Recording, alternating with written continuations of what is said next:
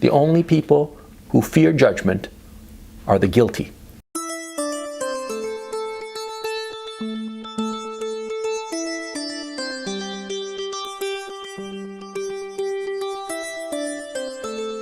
A lot of young men ask me how to develop good judgment. A lot of times they wonder, what is good judgment, in the sense of how can you tell that this is a good idea and this is a bad idea? They ask me this, but they want to know how you get it. And it made me think of this guy, SRK Motorcycles. Yeah, a YouTube channel that, basically he sells used motorcycles. And what he does is that he has these mini reviews of the bikes that he's selling, right? And they're great little reviews where basically he shows off the bike and then takes it for a spin. And when he takes it for a spin, he usually says that, oh, the suspension is pretty good, or a little bit soft, or this or that or the other, or too hard or whatever. And he says that, oh, the accelerator, it's a little twitchy, or it's really smooth and it's got a great torque band or whatever. And you start asking yourself, how is it that he can make these judgments? How can he decide that, the gears are a little bit hard or soft or this or that? How is it that he can make these distinctions? And the answer is obvious. Experience. Yeah, the guy has been riding around so many motorcycles over the decades, right? That, he can hop onto any bike and he can tell you right away that, this bike has good this, good that, and bad this and bad that, whatever it may be. See, he's ridden so many motorcycles, right? That they have averaged themselves in his head. And he has ridden, all kinds of bikes, from little, 60cc motorcycles to big old, 1000cc plus hogs, right? He's ridden sport bikes, dual sports, naked bikes, this, that, the other. He's ridden it all, right? Over the years, because he likes motorcycles, and it's his job to ride these motorcycles that he's selling in his store, right? So he's automatically and quite naturally arrived at an average of all of these motorcycles that he's ridden. And so whenever he rides a new one, he's automatically comparing that new motorcycle to this average that he has in his head. And every quality of every motorcycle, it's like a band. This is what the acceleration is going to be like, this band more or less, and this is going to be the gearbox, and this is going to be the suspension and whatnot, the handling and all the rest of it. He's got averages for every quality, and every new bike that he comes across, he compares it to that mental average. That's judgment. Nothing more complicated. You have a body of experience, and you are comparing and contrasting the new thing that you've come across to that body of experience. And so the important thing becomes to add as many elements into this grab bag of experience. You want to learn more, experience more, because it's only by more experiences and learning more that you can increase this band of what is experience and know when it falls inside that band or above it or below it. It's only by gaining as much experience as possible that you will arrive at good judgment. Because good judgment is looking at something, looking at a potential decision or a potential situation and realizing this is a good idea. That's good judgment. Because of course, the person with good judgment will automatically say, this other stuff, this is a bad idea and I am not going to do any of that, okay?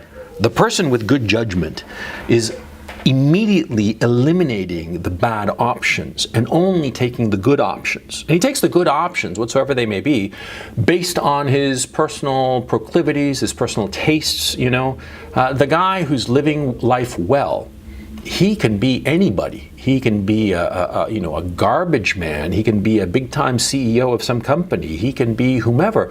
But a good life is based on good judgment, by picking those options that are the better options. And good judgment arrives via experience, but not just by experience, Don't get confused. Because a lot of people say that only by living it can you know it. No, a wise man can learn from other people's mistakes, of course, yeah? Look around at the people around you. Look what they are doing. Look at the decisions they are making and make note of it, mental note. File that away, put that in your grab bag of experiences, yeah? If something happens to somebody else, yeah? Well, it's almost as if it had happened to you if you're paying close attention. If you're looking at all the things going on in that decision, you can reach out and essentially steal that experience and make it your own for your grab bag of knowledge. The grab bag of knowledge that you will need in order to make good decisions and have good judgment. And same with reading. That's why I tell you guys to read. Yeah, because in the great novels of Dostoevsky, Tolstoy, whatnot, yeah, I mean, everything before 1920. No, 1915. Yeah, everything before 1915, it talks about human truths. All the great 19th century novelists, you know, Balzac, Dickens, whatnot, Chekhov, all these guys, they are talking about human truths. And people don't change. People today, in current year, they are no different from people 200 years ago. Yeah. We have different technologies, right? We have smartphones and electric cars and stuff like that. But people don't change. And that's the beauty of literature, of good novels. Good novels can teach you what people in the past did. And yeah, they might be wearing funny clothes and going around in horses, but their actions, their human actions, their human interactions, they're the same. And you can learn so much from them. That's why you should read everything you can. But most important of all, to increase your good judgment, to increase that grab bag of experience, study yourself. Study yourself, study the decisions that you made, and face them, the bad decisions most especially. Face those bad decisions and look at them and analyze them and give them a thorough autopsy. And of course that's painful. Yeah? I mean, it just drives us a little bit nuts. It makes our guts squirm to think back at some of the decisions that we made that were so awful, that were so bad. Yeah? Of course. When we made bad decisions, when we were humiliated, when we were made to look like fools or saw ourselves as fools. Perhaps we fooled everybody else, but we didn't fool ourselves. No. If you are a true realist, you're never going to fool yourself. Yeah? You're going to know more or less what you're doing, and you're going to know more or less when what you're doing is wrong. Yeah? You have to look at yourself clearly in the face, without any illusions, without any notion that you are better than what you actually are. Looking at yourself with that honesty is so incredibly difficult. But it's the only way that you can truly arrive at good judgment, by looking at the mistakes that you have made, and also looking at the times you made the right decision, the smart decision, and count yourself lucky that you made that smart decision and never fall into the trap of hubris, of arrogance, of thinking that you're so clever, because you're not. No, you're not so clever. I mean, I certainly am not. And I don't know of any man that I respect who truly thinks that he's all that and more. Most of the men, the great men that you're going to meet in your life, right? Yeah, they'll put out a facade that they know more or less what they're doing, and they're all, hot shit and hunky-dory. I mean, they have to, in order for people to follow them and follow their leadership.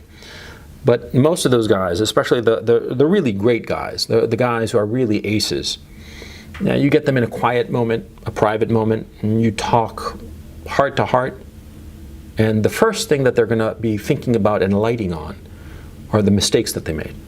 And they'll tell you, I mean, if you earn the trust of a really great guy, a guy who's like aces, usually the first thing that he's going to talk about at some point is his mistakes. And he's going to be grinding on those mistakes. And sometimes those mistakes are trivial in the scheme of a life.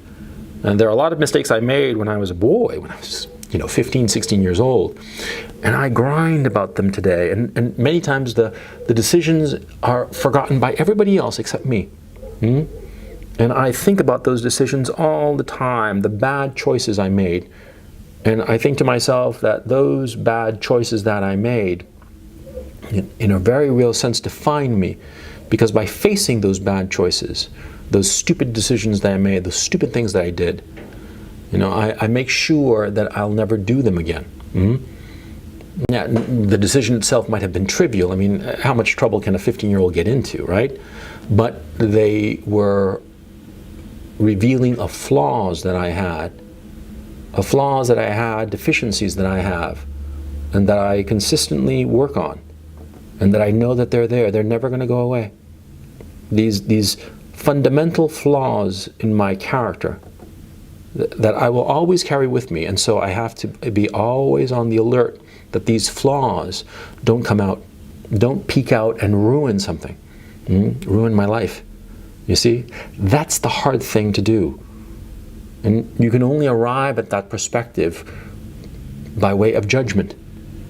And you can only arrive at judgment, good judgment, by way of learning, gaining experience, your own and others. And a final note.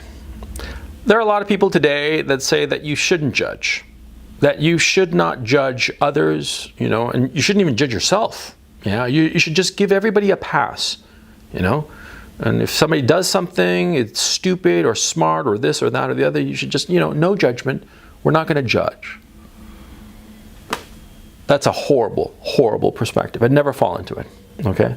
First of all, the only people who fear judgment are those who are guilty. Never forget that. Anybody says otherwise, just when they say don't judge, say the only people who fear judgment are the guilty.